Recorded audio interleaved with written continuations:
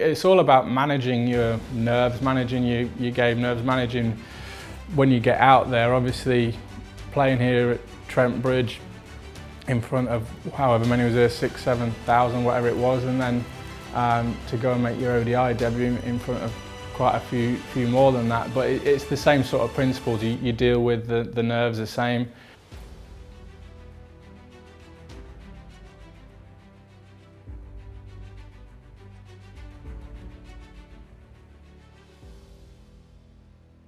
It was a strange one because I didn't actually find out until the afternoon before. I think the lads were travelling down that night. I think I was playing a second team game and I got called up. I thought I was just going down to be 12th man. I'd done quite a bit of 12th man throughout the tournament, so I thought that was what I was going to be doing. And then Mick sat me down and said that I was going to be playing. As soon as you step up a level or into a different environment, you sort of want to try and prove yourself as quickly as possible, to try and make yourself settle down as quickly as possible. I think to have got that wicket early and bowled well in my first spell, it really settled me down, and you sort of not always knew that you could do it at that level, but it's nice for it to happen so quickly and to settle in and realise what you've been doing in the second team actually still works in the first team as well. So it's always nice to get the first one out of the way.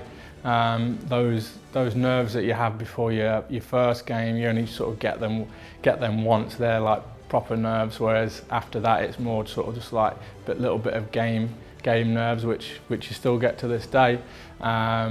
But I think the fact that I did well in that game and I showed what I can do, I think that helped me then going forward playing, then going back to the second team, gives you that little bit more confidence that you've done it at a higher level than second team. And then obviously when I come back into the first team, the fact that I had performed at that level, it gave me the confidence as well. So yeah, for me, the fact that I did start well and was able to hit my straps straight away pretty much from ball one, that was a massive confidence boost for me. Jake Ball's got a hat-trick here at Trent Bridge in the first over. 5 for Ball on debut.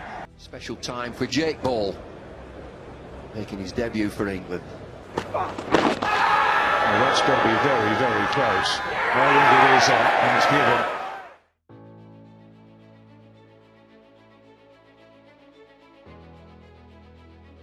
I was always quite scared of Shrekky, actually. I remember he played a second team game down at Bristol where I literally couldn't throw him the ball back.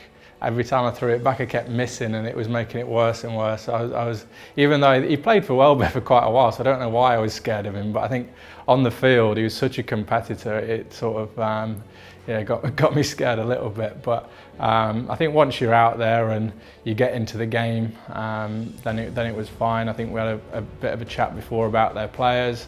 Certainly nothing to what it is now. Now you get a whole sort of file on each player. Back then it was a bit of a chat, what do you do to him, what do you do to him, and it was sort of led by the senior players. So yeah, they gave me a little bit of insight and then off you go.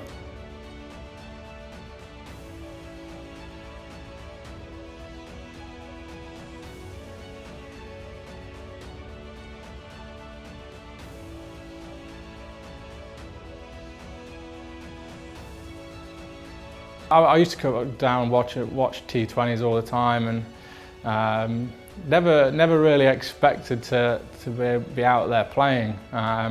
It sort of all happened quite quickly for me. From the age of about 16, 17, I wouldn't even dreamed of being out there, being a professional cricketer. So I used to come down and love watching cricket, and like I say, never expected it to be my job, but as it turned out, the 16, 17 were kind and had a nice growth spurt and things like that, and eventually obviously managed to get out there playing, and yeah, it's good fun.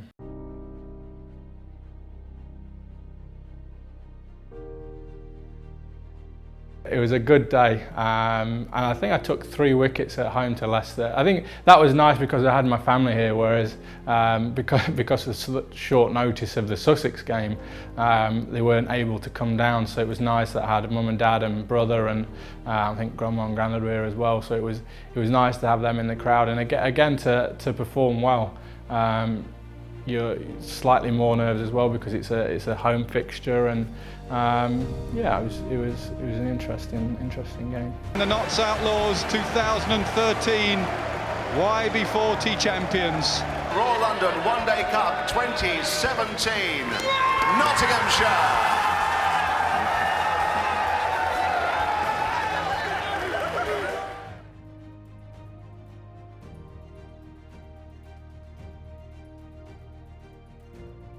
That was one of my favourite games, to be fair. I think that was where I really felt like when you I wouldn't say win a game, because you can't. I don't think you win it on your own. But like when you play such a big part in getting your team to a final, I think that's when you sort of not. I think you always have the respect of your teammates and things like that. But I think when you perform in a game like that, where there's so much riding on it, to be able to perform under pressure, I think that's when your teammates start to see you as somebody that's going to be around for a while and has got what it takes to be a professional cricket for a long time.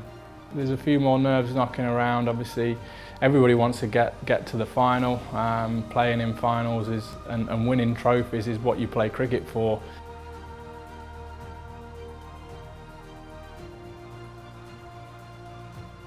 It's all about managing your nerves, managing your game nerves, managing when you get out there. Obviously, playing here at Trent Bridge in front of however many was there, 6,000, 7,000, whatever it was, and then to go and make your ODI debut in front of quite a few more than that. But it's the same sort of principles. You deal with the nerves the same, and yeah, I think it was pleasing for me the fact that how I dealt with them, because I don't think you know how you're going to deal with those situations until you're actually put in them. And for me, it was really pleasing for myself to see that once I got into those situations, that I could calm myself and I could perform under pressure. So certainly, I think everything that led up to my ODI debut played a big part in that. But you know, when your skills hold up under pressure, I think that's the key as a professional sportsman.